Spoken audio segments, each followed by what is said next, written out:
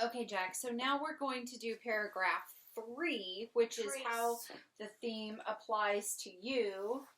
And you gave us some examples of the loyalty that his friends had and the fellowship that his friends had. And then also, in addition to that, it took loyalty, I think, and fellowship for Frodo to choose to take the ring in the first place. Oh, yeah. Like, definitely. you know, he was sacrificing himself for his friends, and that's really the ultimate kind of sacrifice that we have. And they, in turn, do the same thing. So I want you to give me some examples. I want you to think about that and give me some examples of what that means to you. What does that mean to you and the friendships that you have? Do you have friends like that? Do you, yeah, I mean, how does this thing apply to you? First of all, I definitely do have friends like that, but, how does it like,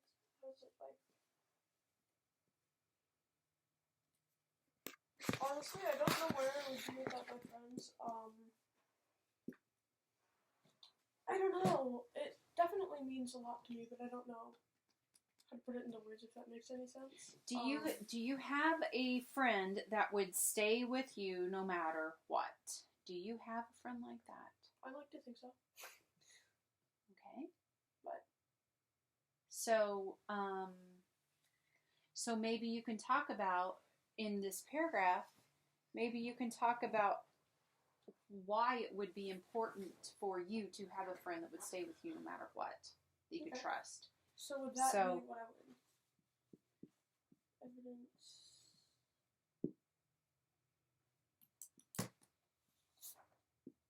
I just noticed something. Look. Paragraphs, all the paragraphs have the same outline for some reason. So, it's evidence, and then analysis, and then interesting. Right, so it's kind of the same format, it's just the topic sentence is different, but the same format. So friends that stay, what else does it tell you about how to be a friend? I think so. Yeah. Okay, that's something you might want to put in there.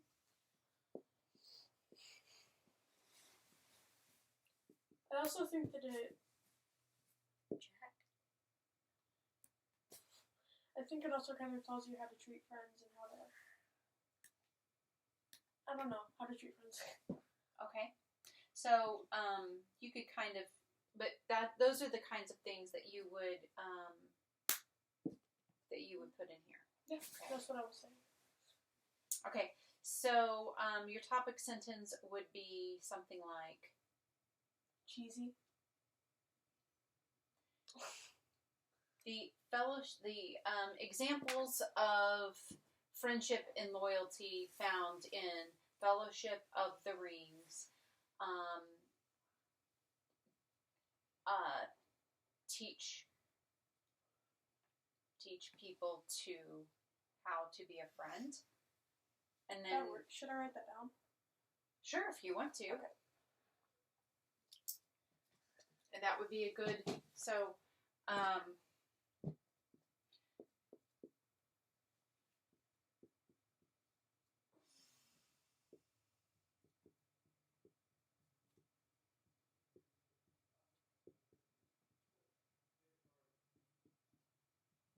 just realized, oh, well.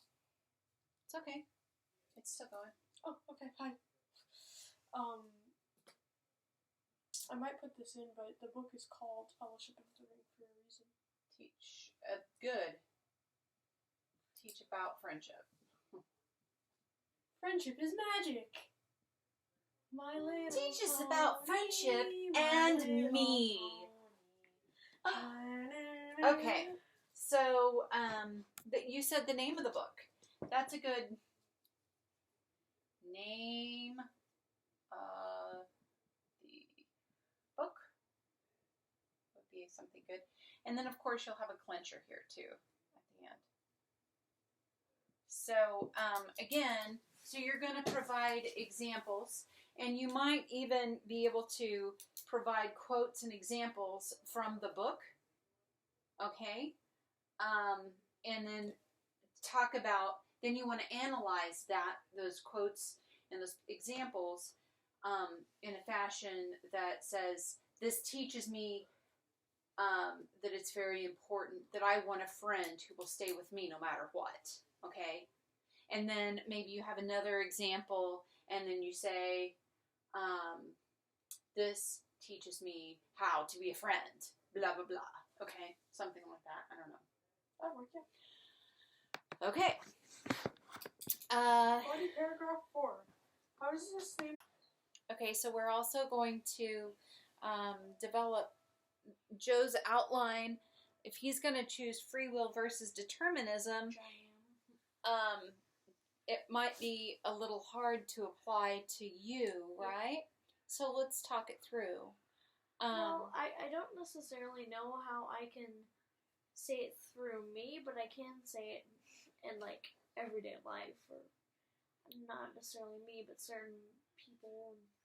Okay, so paragraph 4 will be easier for you as you explore free will versus determinism and the world in which you live. But let's talk about you specifically. Well, I mean, do you feel like, for instance, feel like Christianity? Do you feel like you were? Do you feel like with Christianity, I feel. I mean, I really. I mean, one of the things that God gave us that He didn't give to anything else was free will. He knows. I mean, the thing is, He knows what we're going to do, right? He knows every single move we're going to make, but He let us have free will. So we can choose what we want to do, but He knows what we want to do. I don't necessarily think that's determinism. Some people do, but I mean, I think that is free will. That's what it is. So you, Joe Fruehwirth, were you destined to become a Christian and believe in God? Or was it your free will to believe in God? It was my free will, and I guess God knew I was going to, because. But it was definitely my free will. Okay, good. So that you could write a whole paragraph on what you just said right there. Okay, I mean you really could, but if you needed more, okay, what kind of examples from the book? Let's just go there. What kind of examples from the book could you bring in that would talk about your personal belief in God and walk with God? From the book? Yeah. Oh, hard. I don't feel like I was like, I have a choice as big as Frodo did to go on this huge quest and like, save the world. Obviously not. Well, maybe not, but maybe so. You never know what your life will bring, right? And every life is important. That is something that we find out from Lord of the Rings, is that there's value in every single life, and sometimes it's even the most overlooked creatures, the hobbits, that can have the most impact. You know? Because I mean, that's true. The hobbits, they were little creatures, but it seems that they could withstand the power of the ring more than anyone else. Yeah, exactly. So when we talk about, for you, the free will versus determinism theme and Lord of the Rings and how it applies to your life, is there an example in the book